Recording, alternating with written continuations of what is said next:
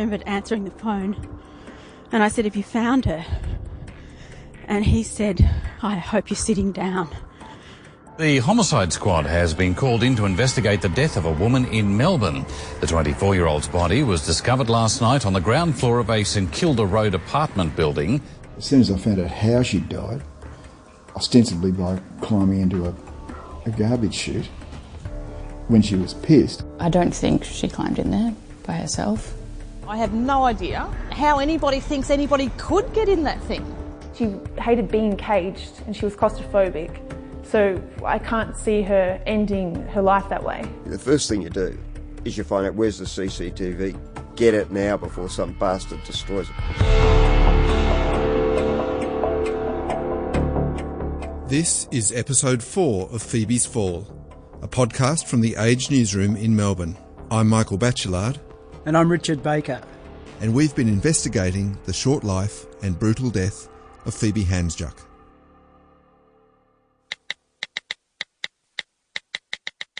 There was that really strange text message from Phoebe, the so-called tomato soup text, which personally I don't think she constructed.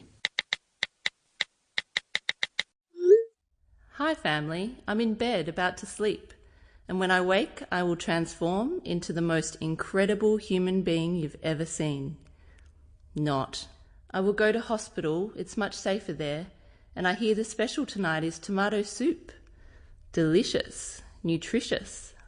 I love you all very much, but not enough to send an individual text. Sorry about that.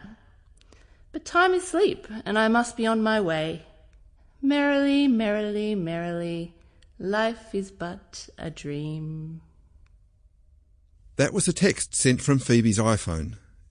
It went to her mother, Natalie Hansjuk, grandmother, Jeanette Campbell, partner, Aunt Hampel, a few other family members, and her boss.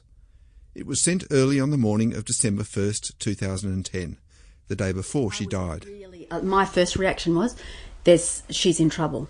I really didn't know what to make of it because it was, in one way, totally out of the kind of context of a text she would send to me. It didn't ring true. That was Phoebe's grandmother, Jeanette, and her mum, Natalie. Phoebe's grandfather, retired Detective Lorne Campbell, didn't receive the text, but as soon as he heard about it, he was suspicious. Phoebe was notorious for taking days and days to get over a bender like that. This is the next morning. To suggest that she's dragged herself out of bed, he claims she was asleep when he left for work. And this is at about 10:30 or something, that this amazing text's gone out. And she's done it on an iPhone, which is pretty sensitive. All the punctuation is right. Everything is all clickety-click with the message.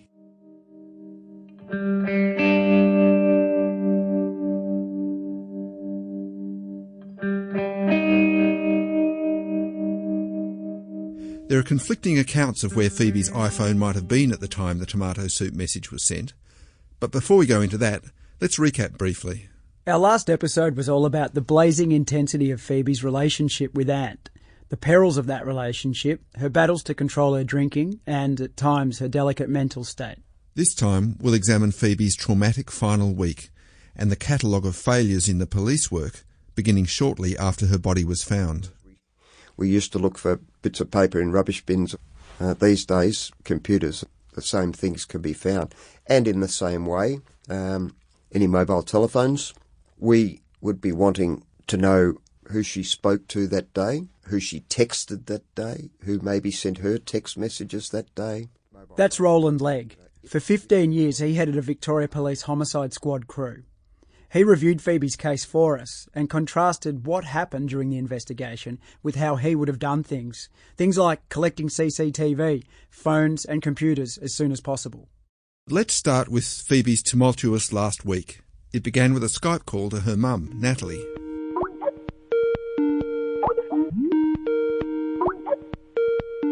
There was no light on in the room. It was just her face lit by the screen. I knew that she had broken up from Ant and that she'd got back with him and she was back in the apartment, and I said something to her about it. I said, "Oh, it's everything. Have you patched up everything with Ant?" And she just lifted her finger to silence me, and I realised straight away. She said, "Oh, Ant and I are just watching a movie." and in the other room. And so she obviously wanted to say something but couldn't. And that was the last time Natalie saw Phoebe.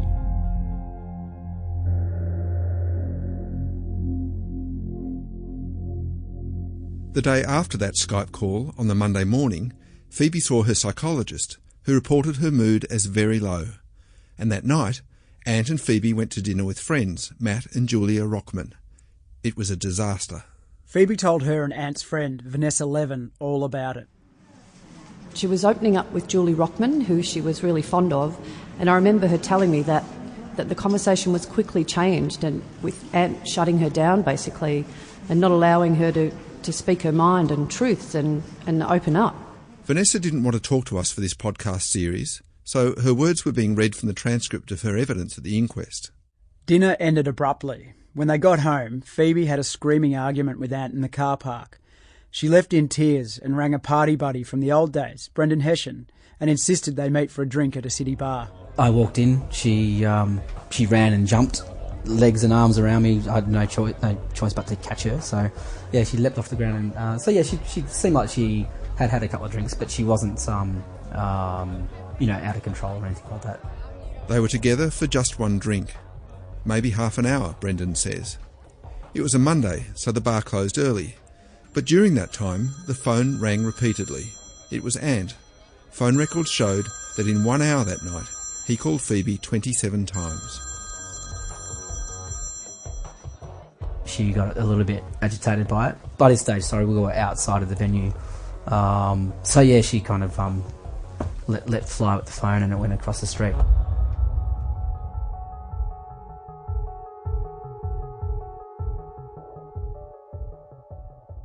Brendan, who's also known as Bren, went home because he had to work the next day. Phoebe kept going and headed off into the night. Eventually, she ended up at her mum's house, where she had a long talk to Natalie's then partner about her relationship woes. Righto, Michael, Phoebe's phone records show that by Tuesday morning she'd returned to the apartment where she lived with Ant. He'd already gone to work, but it seems that she was in desperate need of some help. Right, so in quick succession she's made calls to the Alfred Hospital's crisis line, then to her doctor, and then to the psychologist Joanna Young. Joanna Young spoke to her for half an hour, and she told the inquest that Phoebe was really distressed about two things, her drinking and her relationship. It was the first time that she'd gone, if you like, beyond ideation, but actually to talking about intention. Although she didn't actually say, I'm going to take pills and kill myself. It was sort of inferred rather than stated. Yeah, and Joanna Young didn't call a crisis assessment team to go and check on Phoebe that day, and it's something that she continues to regret. Because in all their months of talking, this was the first time that she became really concerned about Phoebe's mental state. But then, at just before 4 p.m, Phoebe sent her grandmother Jeanette a text. It said, I'm okay, I'll call you tomorrow, kiss, kiss. And then she headed back out. It turned into another big night. Tuesday night, she finally got home, and I said to her on the Wednesday, what did you drink? Where did you go? What did you do? And I said, you're taking me on the drive, and she said ecstasy, and I thought... That's Ant talking on the secret recording Natalie made days after Phoebe's death. Did she say who she was with? Oh, that's fuck with Bren, or whatever his name is. Did she say she was with Bren? I knew she was with Bren on Monday night. No, but did she say she was with Bren on Tuesday? No. I've already told him when I was here. So we don't know who she was with on Tuesday? She was with some drug dealer in South Melbourne. Michael, the next morning was a Wednesday, and at about 10:30, that's when the bizarre tomato soup message was sent from Phoebe's iPhone. Is this the same phone that she'd thrown across the street on Monday night? Yeah, it is. Phoebe had two phones. The iPhone, which was actually owned by Ant, and he let her use it, and an old Nokia. The Nokia's never been found. But that tomato soup message was sent from the iPhone. Questions over Phoebe's phones took up many hours at the inquest. That's right, and Nat was already asking those questions when she first met with Ant. So did she come back with a broken phone on Tuesday? That's why she couldn't answer anyone's calls or messages. So I took it to work with me on Wednesday and dropped it off to get fixed. So, Michael, if Ant's recollection here about taking the phone for repair on the Wednesday is right, then it's hard to see how Phoebe wrote that tomato soup text at 10:30 that morning. Yeah, it's just another of the mysteries that make Phoebe's story such a mind-bender. Even nearly a year after Phoebe's death, Ant was still of the view that it was the Wednesday that he took the phone for repair, and that's what he told the detective doing the brief of evidence for the coroner. Well, he did at the start of his interview. During the same interview, his story changed a bit, and he said, well, maybe it was more likely I did take it on the Thursday. So if the Thursday is right, then that would mean that Phoebe could have written that message. But at least one police officer and Phoebe's dad, Len, both recalled Phoebe's iPhone being in the apartment on the night her body was discovered, not at the repair shop. Yeah, but there's no hard evidence either way. The repair shop owner doesn't remember when it was dropped off. He's got no record of it. So all we've really got is a receipt that was produced by Ant's father, George Hampel, which shows the retired Supreme Court Justice picked the phone up from the repair shop a few days after Phoebe died. We're looking at the possibility of either Phoebe climbing into that chute and ultimately being responsible for her own demise, or someone putting her into that chute. That's retired homicide detective Roland Legg again, the man we asked to review the case for this series. He's talking about the different scenarios facing police called to the Valencia building just after 7 p.m. on December 2nd, 2010, after Phoebe's body was discovered. The first thing you do is you find out where's the CCTV. Get it now before some bastard destroys it.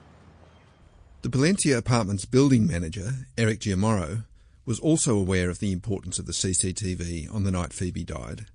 He wanted police to take the system's hard drive, known as the DVR, there and then. I was sitting down and the police officers, I think there was two of them, they were over my shoulder just looking at the CCTV. And I made the comment, well, you'll need to take this with you because I think it was a two-day loop. So all the cameras would loop because it wasn't motion detection. So what I mean by that is that it taped over itself. So after 2 days, you'd lose that information. Not only that... But police left the Valencia on the night of Phoebe's death without any CCTV footage. They just left it running. They didn't take any phones or computers with them either, even though there was blood on the mousepad and the desk. Eric Giamorro was left scratching his head. What I remember, the police officer said, look, we'll let you know if we need to take that with us or to have a look at it any further. And I believe I would have got a call a day or two, maybe 2 days later, asking me if they could come in and collect. Actually, they asked us to get the company that normally services our CCTV system to come and collect the DVR being the recording mechanism, and then start downloading and saving the footage. So let me get this right. The police essentially outsourced the collection and downloading the CCTV to a private company up to 2 days after Phoebe died, when they'd been told it was recorded over every 2 days. Yep, and it didn't turn out well when it came to retrieving possible evidence, as Eric Giamorro recalls. I believe that only 3 or 4 cameras out of that time, I think we had 14 or 16 cameras, was able to be actually captured. The footage was captured. So we've lost a lot of strategic cameras. We don't know what could have happened in those, or what they could have revealed. If we had immediately taken that DVR and taken it away, then everything's in there saved.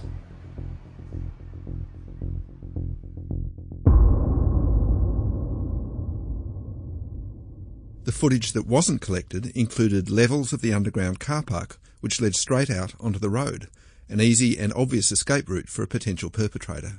The CCTV debacle left Phoebe's family staggered, particularly her grandfather Lorne, a retired detective.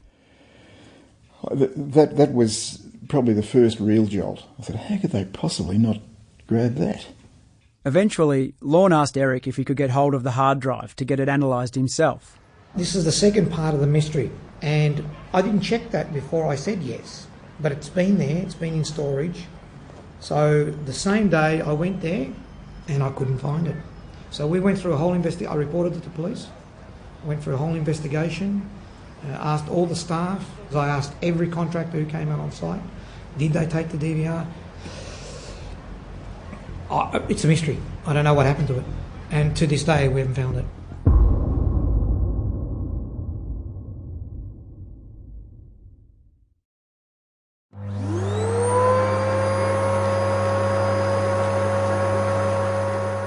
She told me it was something like the flu, but it didn't look like the flu to me. So she might not have wanted to say hangover. I don't really know. That's Shelley Tonkin, Ant and Phoebe's cleaner. She was one of the last people to see Phoebe alive when she came to clean the apartment on Wednesday afternoon, just hours after the tomato soup message had been sent. Phoebe was recovering from a heavy bout of drinking across Monday and Tuesday. Well, she was asleep when I got there. I just sort of said, look, is there anything I can do? And she smiled and said, no, it's all fine. It made me think when they sort of said, no, well, she killed herself because she was depressed. I thought, well, she didn't seem at all depressed to me. When Ant returned home from work on Wednesday night, things in the apartment were as peaceful as they'd been for some time. Here's how Ant explained it to Natalie. I got home and she was okay. I mean, she was all right. So I made her dinner and a bath. And I thought, all right, well, let's not worry about it now and don't apologise now. And let's just get you healthy and then we'll work out another plan, We'll try. In making his finding that Phoebe's death was an accident that involved no third parties, Coroner Peter White praised Ant for his efforts. He said that despite the difficulties in their relationship, Ant had tried to find help for Phoebe as she battled drinking and depression. And in the morning she was just sleeping peacefully, and that's why I didn't wake her, because I knew she'd be okay. I rang her all day on the landline, but not out of panic, just to say, hey, what are you doing? And did she answer? No. And her phone was broken for 2 days. She broke it when she went out. I sent it off to get fixed. For most of the afternoon, Ant was in meetings with his workmates and clients. I'm writing to you in relation to your request for a meeting and a not-for-publication discussion with Anthony in connection with your proposed podcast regarding the tragic death of Phoebe Hansjuk on the 2nd of December 2010. Fair and balanced coverage of these tragic events by you or anyone else would necessarily include an acknowledgement that there was overwhelming and uncontested evidence at the inquest that, at all relevant times, my client was not in the vicinity of the building where Phoebe died. Yours sincerely, Leon Zweier, partner Arnold Bloch-Liebler. That's someone reading from the only communication we've had from Ant Hampel. It's a letter from his lawyer, denying Ant was anywhere near the apartment when Phoebe died. But that's not necessarily true. Swipe card records for the Valencia building show that Ant got back to the apartment just after 6 p.m. that Thursday night, and Phoebe's body wasn't discovered until after 7 p.m. So there's a 7-hour window, really, that Phoebe could have died in, anywhere from just after midday through to 7 p.m. that night. What we do know is that Ant was in the apartment for about an hour before Phoebe's body was discovered. According to Ant, Phoebe was already gone when he walked in. He says he arrived to find broken glass on the kitchen floor, a ripped cushion and blood on the computer keyboard. He said the blood looked fresh. Phoebe's handbag was also on the kitchen counter. I got home and there was a little shrine in our bed. There was a photo of us and there was a photo of a cat and all her rambled notes, and that was a note. That's Ant describing what he called a shrine in the bedroom. It was made up of photos and notes left by Phoebe. For most of that afternoon, Ant said he was out at meetings with friend, work colleague and fellow Valencia resident, Christo van Egmond. But then when I walked into the kitchen, her bag was there, her keys were there, her wallet was there. She'd never, ever, ever, ever leave the house without her bag. And I knew something was wrong. And I just sat in and I thought, here I go, I'll just sweat it out and the waiting game starts again. But I just was different to this. After arriving home to find a scene that included blood on the keyboard and broken glass and a missing girlfriend whose handbag was on the kitchen bench, Ant had a cigarette and a beer before he made a series of calls.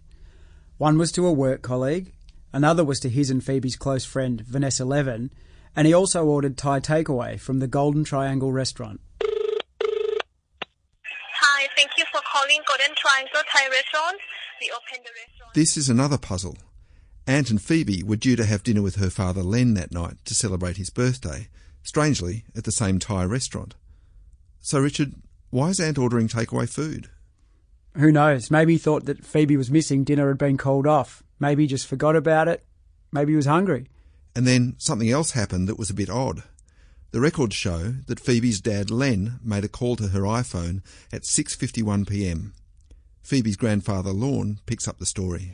And Len was running a bit late and he rang Phoebe's phone and of course it went through to message bank, but in less than half a minute of that going to Phoebe's phone, Aunt Hampel rings him back. Aunt Hampel rings him for the first time in history. Well, he'd never before in the 14, 18 months altogether called me. Right? And why would he call me?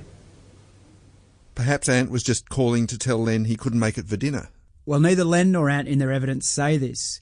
It seems it was just an odd conversation about Phoebe not being there, and Aunt didn't even mention the blood near the computer. As for the timing of the call, well, Aunt said at the inquest that this was a pure coincidence. And according to Aunt, of course, Phoebe's phone was at the repair shop by this time, so he couldn't have heard it ringing. So I took it to work with me on Wednesday and dropped it off to get fixed. Okay, before we go any further, let's recap the whereabouts of Phoebe's phone during her last week alive. On the Monday and Tuesday, both Aunt and Phoebe had the iPhone at various times. On Wednesday, the day the really weird tomato soup message was sent, Aunt initially said he'd taken the phone to a repair shop as he went into work. But if this is true, it's hard to see how Phoebe could have sent that text. But later on, he changed his recollection, and it was more like the Thursday that he took the phone for repair. And of course, that was the day Phoebe died. There's a lot to process in that, Rich, but whatever the case, we know that shortly after Aunt spoke to Len that night, his takeaway arrived.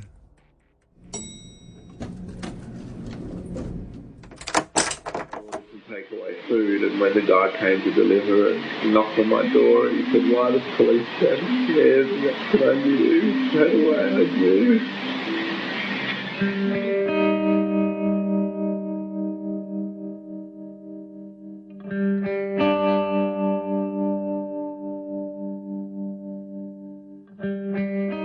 There was an apartment on the 12th floor, a refuse room on the 12th floor, and a ground floor refuse room where Phoebe's body had been located. So I would expect that when the homicide squad first arrived, they would have been aware of those three scenes at least.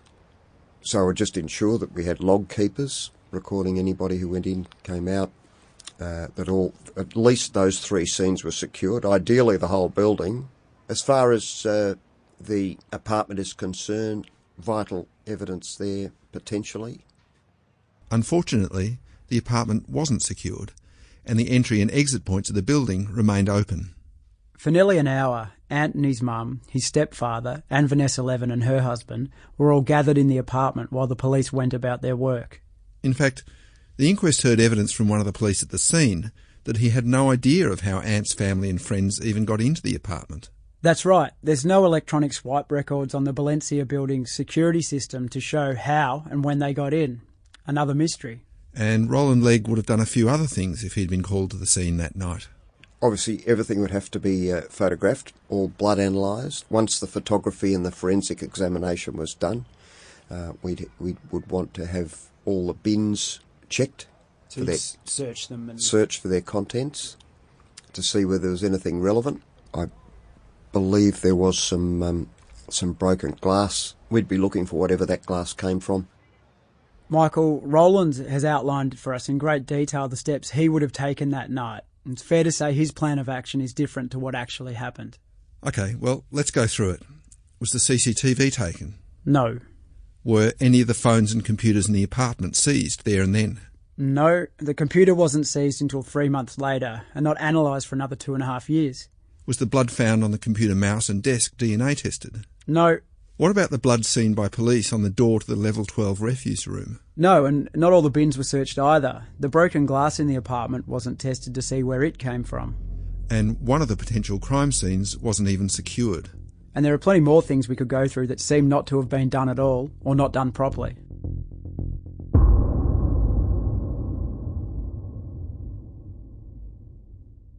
I got a couple of fairly angry replies from the chief of the homicide squad to whom I'd written. That's Lorne, Phoebe's grandfather. He's talking about the letters that he wrote to the then boss of the Victorian Homicide Squad, Inspector John Potter. I started off in a pretty conciliatory sort of fashion. I was sort of pointed out the things that I saw that hadn't been done that should be attended to. And I told him that I was deliberately avoiding the formal complaint process in the hope that he could fix it up in-house. And instead of coming back in a conciliatory way, he comes back on the, quite aggressively. What did he say? Well, he was virtually telling me that he had total faith in his man, and that there was no, which is fair enough, but more or less that I was on the wrong tram. Of course, my concern was simply all the stuff that hadn't been done. Rich, was the quality of the police investigation raised at the inquest? It was. The lead homicide detectives admitted that with the benefit of hindsight, it would have been prudent to have grabbed the CCTV, phones and computers on the night. The counsel assisting the coroner, Deborah Semensma, was pretty scathing. She said police failures meant too many questions were left unanswered, and this was one of the main reasons why an open finding was the way to go. Right, but Coroner White himself was less hostile to the police. He says they should have taken the computer, but accepted that they genuinely believed that Phoebe's death looked like a suicide, and also that they were concerned about Aunt Hampel's privacy. In the end, the coroner ruled that the shortcomings in the initial police work didn't endanger the overall investigation. He thought there were enough facts to make a firm finding.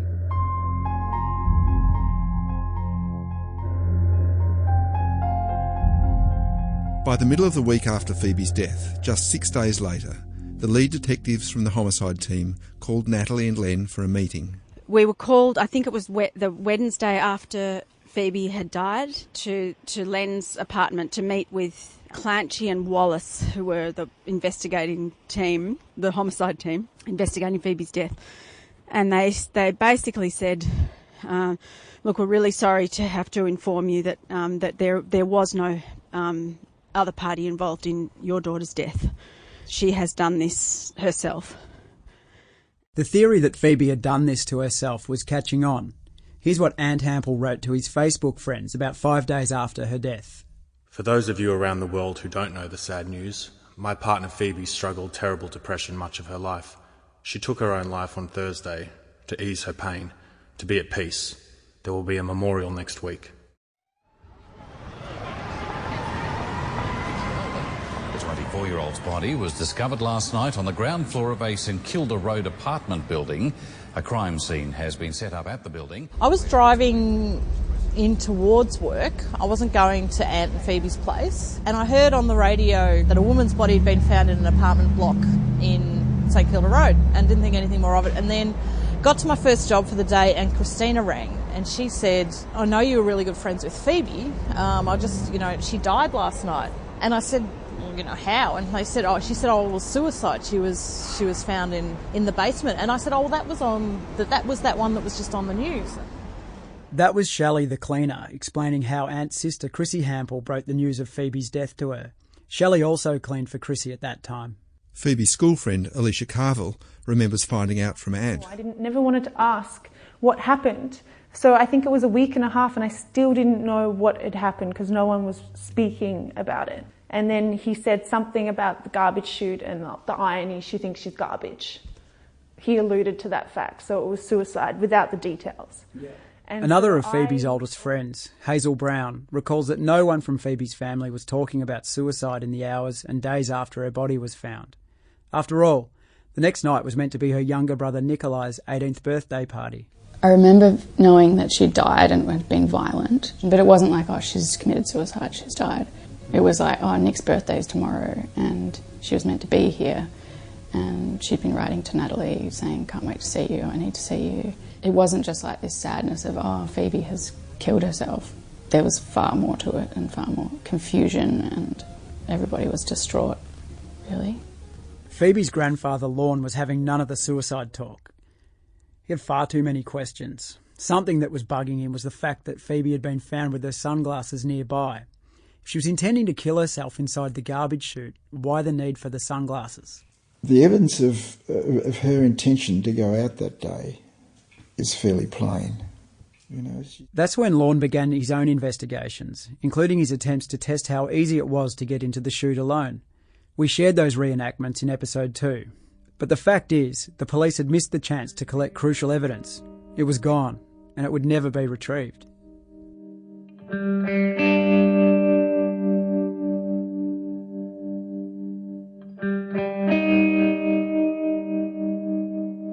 Over at Ant's apartment, his family had no doubt that the police had made the right call. Phoebe's grandmother, Jeanette, remembers what happened when both families gathered at the apartment in the days after Phoebe's death.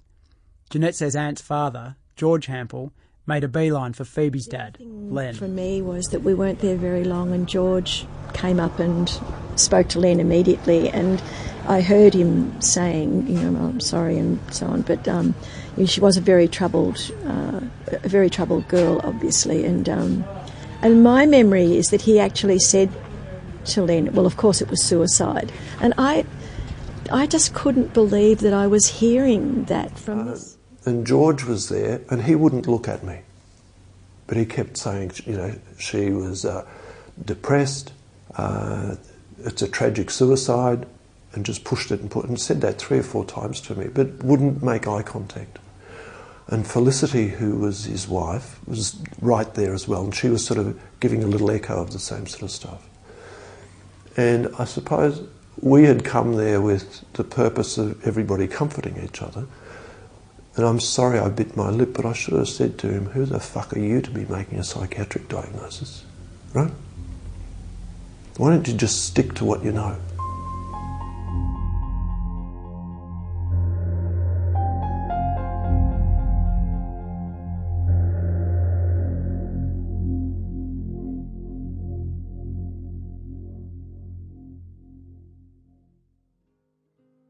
Next time on Phoebe's Fall. I was watching these 2 little butterflies, and which felt like an eternity I was watching them for, and summoned up the courage to say 2 of the hardest words I've ever had to say, which was goodbye, Phoebe. And I burst into tears and then drove for about 5 metres, and all of a sudden hundreds of these butterflies came out and swarmed all the way around me. It's the little minutes in the day that make it hard to believe you're real when you're away. It's the heaving hours after dark,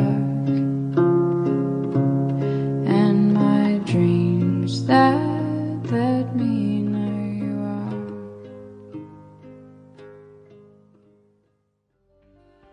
If you found any of the material in this podcast disturbing, you can call Lifeline or Beyond Blue if you're in Australia, or your local crisis service. Phoebe's Fall is presented by Richard Baker and Michael Batchelard, with additional reporting by Nick McKenzie. Production by Tom McKendrick and Tim Young. The consulting producers are Julie Pizzetti and Siobhan McHugh. Matt Absalom Wong manages web development for the series, and our production assistants are Jake Evans and Lucy Dean. Audience development support from Daewee Cook and Michael Schlechter. Our executive producer is Michael Batchelard. You can find extra features for this series at theage.com.au/Phoebe's Fall, and if you want to contact us anonymously, click on the link Do You Know Something? For access to the best investigations, news exclusives, commentary and more, subscribe to The Age or the Sydney Morning Herald at theage.com.au or smh.com.au. Just click subscribe.